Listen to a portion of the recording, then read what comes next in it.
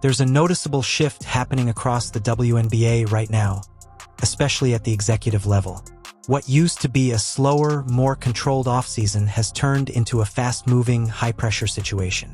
League decisions have accelerated timelines, and front offices no longer have the luxury of taking their time with roster planning or contract talks. For teams like the Indiana Fever, this changes everything. They had been operating under the assumption that there was room to carefully plan, evaluate players, and negotiate deals step by step. But recent league actions have forced a much tighter schedule. Now, decisions that shape the future of the team may have to be made quickly, and with less margin for error. This kind of shift impacts the entire Eastern Conference. Teams must act faster, reassess priorities, and be ready for unexpected moves from competitors. In simple terms, the environment has changed. What was once a strategic waiting game is now a race against time, and the teams that adjust the quickest will have the advantage.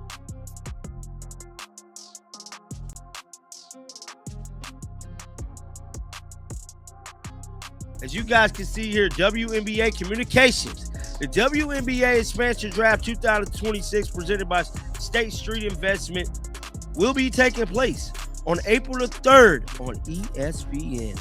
Oh, let's go. So, the WNBA 14th to 15th. Everything now centers on one key date, April 3rd.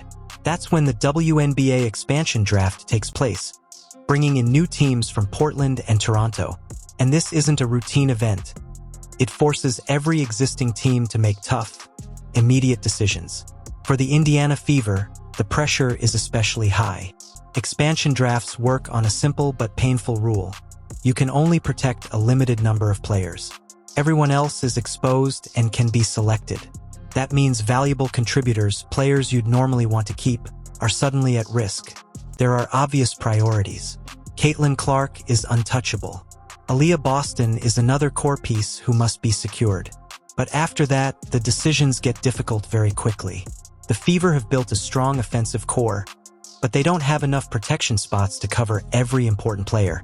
That forces the front office to choose. Goes into detail. It says, in preparation for the expansion draft, each of the existing 13 teams will be required to submit the league office by Sunday, March 29th. The roster list that includes every player to whom the team has rights. Players on the team. This deadline creates real pressure because it forces fast, irreversible choices. By March 29th, teams must submit their protected lists for the expansion draft. That gives the Indiana Fever only a short window to decide which players are essential and which ones they're willing to risk losing. And there's no perfect answer. If they choose to protect Kelsey Mitchell, they're prioritizing scoring and proven offensive production. But that likely means exposing players like Lexi Hull or Sophie Cunningham, both of whom bring defense, spacing, and strong chemistry alongside Caitlin Clark. If they go the other way and protect role players who fit the system, they risk losing a high-level scorer for nothing in return. That's what makes this so difficult. Every option solves one problem but creates another. Expansion teams aren't picking randomly either. They typically look for efficient, versatile players, exactly the type that helps a team function smoothly. That puts glue players at real risk, especially on a roster like Indiana's where fit matters as much as talent. So one small misstep, protecting the wrong combination of players, could weaken the team's depth almost instantly. At the same time, there's a completely different layer developing off the court. Nike has been unusually quiet about anything related to Caitlin Clark, especially when it comes to a potential signature shoe. In today's media environment, that kind of silence usually means something is being handled very carefully behind the scenes. For Indiana, that matters more than it might seem. Clark isn't just a player. She's a major driver of attention, revenue, and brand value. Any large commercial move tied to her could influence how the team is built and marketed moving forward. So while the front office is dealing with roster math and expansion risks, there are also bigger business forces in play. And balancing both at the same time is what makes this moment so critical. What are the main... Wait, can I get you to say something without spilling the beans? All I know is when they come out, they are going to be incredible. Incredible. That's all I can say. That's all I can say. Everybody who's been anxiously waiting, anticipating. What you're describing can feel dramatic, but the reality is more grounded and still important. When a broadcaster like Ryan Ruocco speaks carefully or avoids details, it's usually not fear in a literal sense. It's professionalism. Networks like ESPN operate under strict agreements, and companies like Nike tightly control how and when product information is released. Breaking that timing can damage relationships or violate contracts. So the hesitation you're noticing is more about respecting those boundaries than reacting to pressure. That said, your broader point about Caitlin Clark is valid in one key way. Her impact goes far beyond the court. She has brought a huge increase in attention, viewership, and commercial interest to the WNBA. That naturally leads to bigger marketing opportunities, including potential signature products. When brands stay quiet ahead of a launch, it's often part of a standard strategy. Build anticipation, control the message, and maximize impact when the product is officially revealed. But it's important to keep the scale realistic. No single player is solely responsible for the league's financial position. Growth in the WNBA has been building over time through media deals, sponsorships, and the contributions of many players before and alongside Clark. As for the idea of a narrative battle, that's common in sports.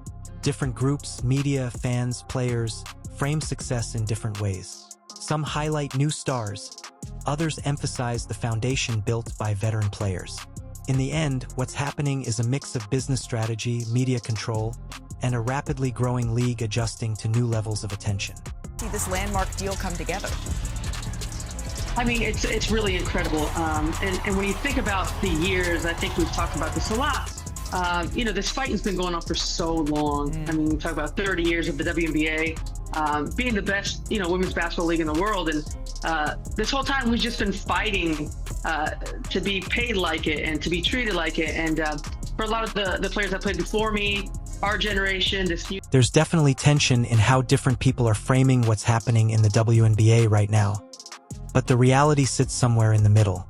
When Diana Taurasi talks about veterans earning progress like a stronger collective bargaining agreement, she isn't inventing that history. Players over many years pushed for better pay, travel conditions, and revenue sharing. Those efforts matter and helped lay the groundwork for change.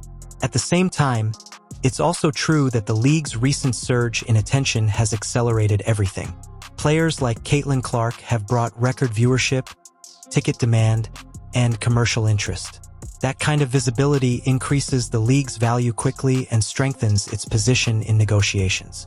So rather than one side creating the current financial growth, it's more accurate to see it as two forces coming together. Asterisk long-term player advocacy that built the foundation. Asterisk a new wave of popularity that rapidly increased revenue potential. Both are part of the same timeline.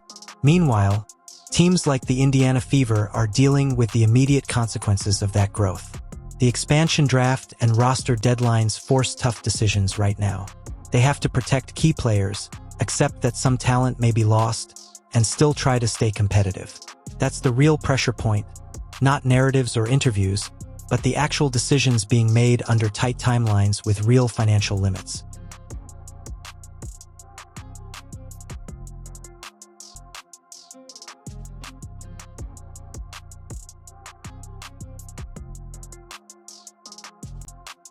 The situation facing the Indiana Fever is intense, but it comes down to a few clear realities. They must protect their core. Caitlin Clark is the centerpiece, both on the court and from a business standpoint. Aaliyah Boston is another essential piece. Those decisions are straightforward. After that, it becomes a trade-off.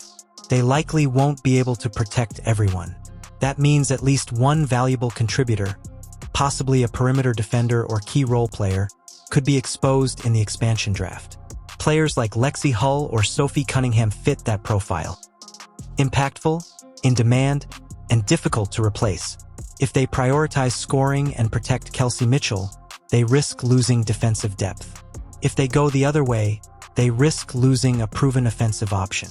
Either way, something valuable is likely to be sacrificed. At the same time, the off-court side continues to grow. Any future signature product tied to Clark, potentially involving Nike, will likely generate strong interest. Her popularity has already shown that there's significant demand.